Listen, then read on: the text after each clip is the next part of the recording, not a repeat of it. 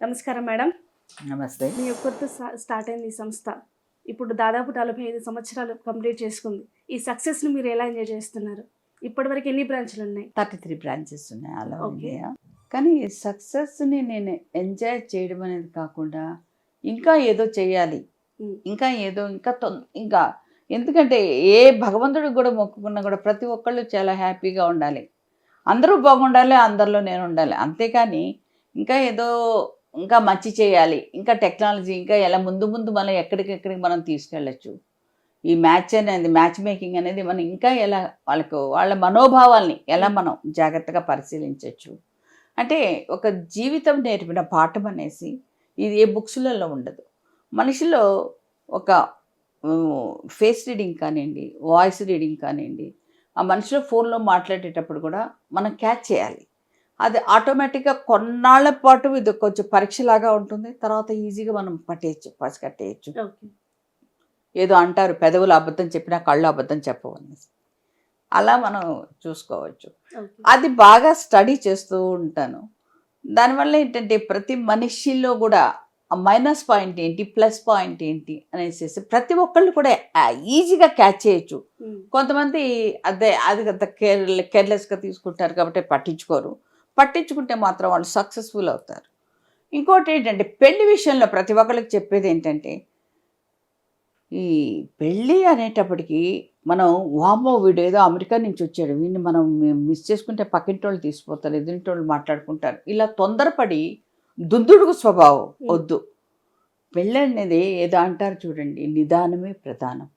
ఆలస్యం అమృతం విషయం అనేసి పరిగెత్తుకొని పోవడం అనేది పెళ్లి విషయంలో తగదు. పొర్రపాటు కూడా తీసుకోవద్దు.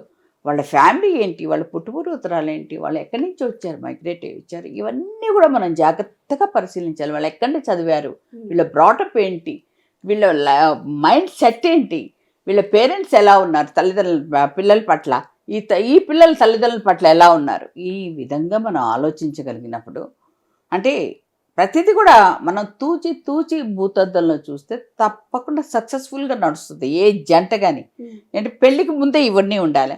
పెళ్ళికి ముందు ఏదో తెలిసిన వాళ్ళు అన్నారండి, మేము ఏదో తొందరపడి చేసేసామండి, లేకపోతే జాతకాలు చూపించుకుంటే 36 పాయింట్స్ వచ్చేసేసాయండి, అమ్మ 18 పాయింట్స్ వస్తేనే చాలా గ్రేట్ అనుకుంటారు, 36 వచ్చేసేసే ఇంకేముందని చేసేసామండి, చూసి 3వ రోజు ఆ అమ్మాయి బయటకు వచ్చేసి ఇలాంటివి అంటుంటారు.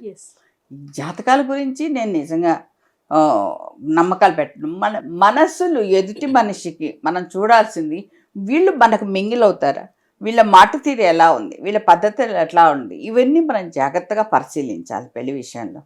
ఎవరు చూసుకోకుండా ఎవరో చెప్పారు, ఎవరో చేశారు, ఏదో పేపర్లో పెద్ద అడ్వర్టైజ్మెంట్ వచ్చింది, టీవీలో వచ్చింది, ఇలాంటివన్నీ చెప్పి దూకేయడం అనేది వాళ్ళ బిడ్డల భవిష్యత్తును స్పాయిల్ చేసినట్టు. మీరు అన్నారు కాబట్టి మేడం, అంటే నవేడేస్ ప్రజెంట్ మనం చూస్తూ ఉన్నాము, ఫ్యామిలీ ఎంత బాగున్నా అటు సైడ్ నుంచి కానీ ఇటు సైడ్ నుంచి కానీ వాళ్ళకి ఎంత మంచి సెటిల్ అయినా సరే జాతకం విషయంలో కుదరట్లేనని చెప్పేసి క్యాన్సిల్ చేసుకునే సంబంధాలు కూడా చాలా చాలా మీరు చూస్తూ ఉంటారు.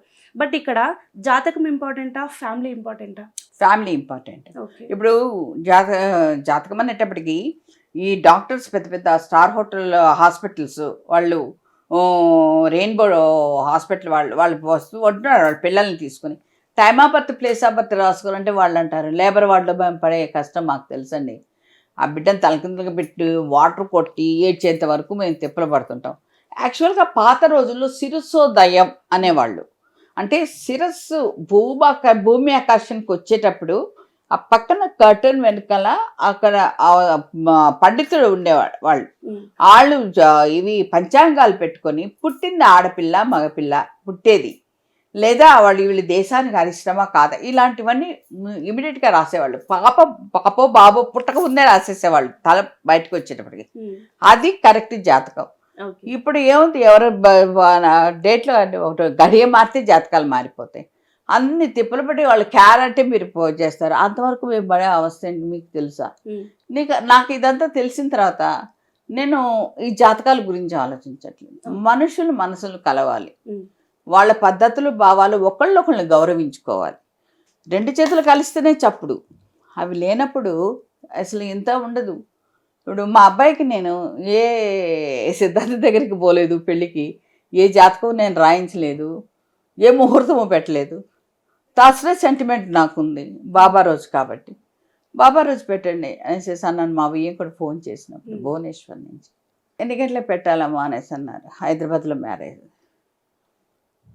27th నా lucky number, 9 lucky number, 27th పెట్టండి బాబా రోజు. థర్స్డే వచ్చింది లక్కీగా. పొద్దున 7:11 పెట్టండి మ్యారేజ్ చేయగానే నేను ఆఫీస్కి వెళ్ళిపోవాలి. ఎందుకంటే ఆ రోజు మాఘమాసం అంతా వర్షం, నేను అక్కడే పెళ్ళిళ్ళు చూడాలి కదా. అందువల్ల నేను పెళ్ళిళ్ళు, నా కొడుకు పెళ్ళిళ్ళు నేను బిజీగా ఉంటాను అనేది నాకు నచ్చలే. అందువల్ల ఆ టైంకి వచ్చి నేను అక్షింతలు వేసేసి నేను ఆఫీస్కి వెళ్ళిపోతాను అనేసేసాను.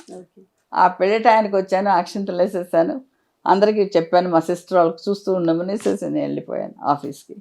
అంటే నేను నిజంగా గురువారం రోజు 7:11 అంటే టోటల్ 9 వచ్చిందని పెట్టాను ముహూర్తం, 7 గంటల ఇప్పుడు 9 వచ్చిందని. కానీ గురువారం రోజు 6, 7:30 యమగండం, ఆ యమగండంలో నేను పెళ్లి చేశాను.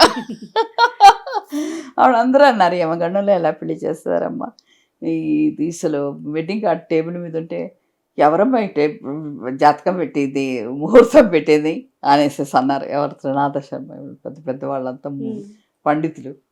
నేను 2 చేతులు కలిస్తేనే కదండి, నేను గొడవ చేస్తే వాళ్ళు గొడవ చేస్తారు, నేను గొడవ చేయకపోతే వాళ్ళు ఏం గొడవ చేస్తారు, ఎందుకు వస్తాయి గొడవలు అంటే, లేదమ్మా ఇది చిన్న గృహప్రవేశం పెట్టినా, ఏ ఫంక్షన్ పెట్టినా ఈ టైంలో మాత్రం గొడవ ఆగిపోతుంది యమగండం టైంలో అన్నారు.